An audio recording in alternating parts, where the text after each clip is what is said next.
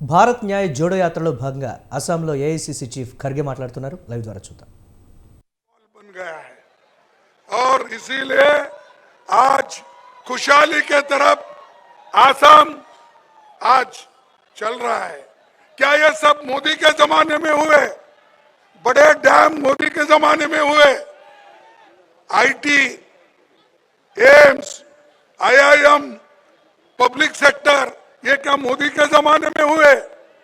ये सब कांग्रेस के जमाने में नेहरू जी ने बनाया, इंदिरा गांधी जी ने बनाया और इसीलिए तो भारत की आर्थिक स्थिति मजबूत हो गई।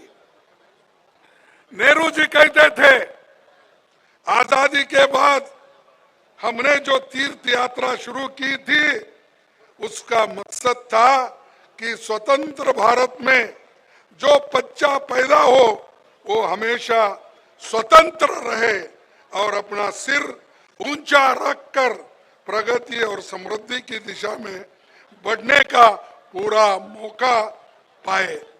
ये विचार जवाहरलाल नेहरू जी का, उसीलिए वो कहते थे आजादी के बाद हमने तीर्थ यात्रा निकाली, इसीलिए निकाली पब्लिक सेक्टर्स बनाने के लिए, डैम बनाने के लिए, एग्रीकल्चर प्रोडक्शन के लिए। ये काम हमने किया। इनकी तीर्थ यात्रा क्या हो रही है? मोदी जी सब छोड़ के, अरे आपको हुकूमत करने के लिए दिल्ली में बिठाए हैं, गरीबों का जो दुख दर्द समझने के लिए आपको वहां बिठाए, लेकिन आप तो मंदिर मंदिर फिर रहे। अरे आप मंदिर मंदिर फिरना, अपने घर में पूजा करो ना। घर में पूजा नहीं कर सकते क्या? रोज ऐसा ही फिरते रहते हो? कभी तमिलनाडु, हाँ मैं समझ गया।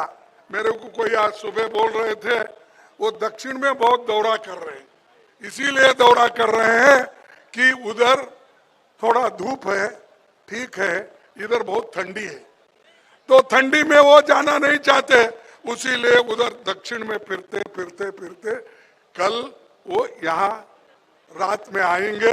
वो राम की दर्शन लेकर राम मंदिर में घुसेंगे।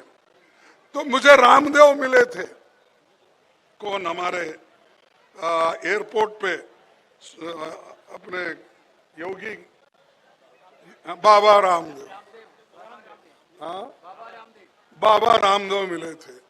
मैं पूछा रामदेव जी आप तो खुश होंगे? बोला क्यों? बोले नहीं, आपने तो योगा के क्लास लेकर उनको सब ट्रेनिंग देकर हर एक कैंप में 50,000, 20,000, 25,000, 1,00,000 तक लोगों को जमा करके मोदी का गुणगान गाए। लेकिन आप बाहर हैं, मोदी अंदर है। मोदी राम मंदिर में है, रामदेव बाहर है। जो लोग इनको बिठाए कुर्सी पे वो सब बाहर है। कैबिनेट मिनिस्टर्स बाहर है, बड़े लोग बाहर है, सारे लोग अंदर। कौन है? सिर्फ वो अकेले हैं। तो ये जो है मोदी ये चाहते हैं कि वो अकेली ही हुकूमत भी करे, वो अकेली ही पूजा करे, वो अकेले ही भगवान को मनवा ले। और आगे ये निशानी की है तो मैं ये कहूंगा ये तो हिटलर की निशानी है। अगर आप अकेले ही सब कुछ करते हो फिर दूसरों से क्यों वोट मांगते हो? दूसरों को क्यों डराते हो?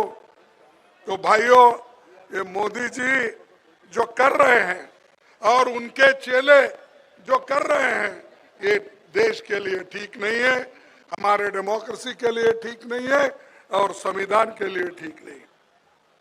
नेहरू जी आसाम नॉर्थ ईस्ट को विकास करने के लिए उन्होंने यहाँ पर राज्य का स्टेटस दिया, चाहे वो नागालैंड हो।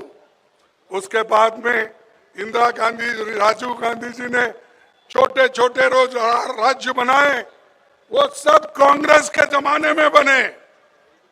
क्या मोदी जी और हेमंत के जमाने में बने? हाँ नहीं, तो ये सब बना के हम दिए और वो बोलते हैं कि बीजेपी बहुत काम करी। अरे भैया, हम जुम्मा आप 3 साल हो गए क्या, 3-4 साल हो गए, और हमारे पास से निकल के वहां सीधा गए और चीफ मिनिस्टर बनते ही कांग्रेस को गालियां देने शुरू कर। अरे जहां पैदा हो गए हो, जिस माँ की दूध पिए है कांग्रेस की, उस माँ को आप ठुकरा देते हो, गालियां देते हो।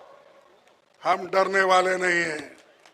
तो इसलिए उनको ये कहना चाहिए, ज्यादा अगर बात करे तो लोग उनको जहां भेजना है वहीं भेजेंगे, वो फिर रास्ते पे आएंगे। आज क्या हुआ कि हेमंत जी के ऊपर इतने केस है। सब परसों तो उनके भ्रष्टाचार के बारे में राहुल गांधी जी बताए, और मैं भी बताऊंगा, क्योंकि मेरे पास लंबी लिस्ट है। अगर ये बताते जाऊंगा तो भाषण इसी में चले जाएंगे।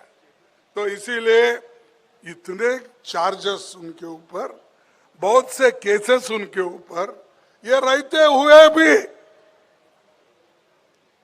उन्होंने, मोदी जी ने, शाह ने अपने तरफ लिया, और जितने एलिगेशन उनके ऊपर थे वो सब बंद हो गए।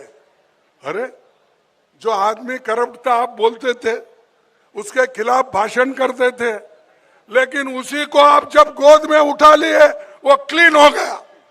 वॉशिंग मशीन में डाले, जिसको कलंक था, वो कलंकित था, उस कलंकित आदमी को वॉशिंग मशीन में डाल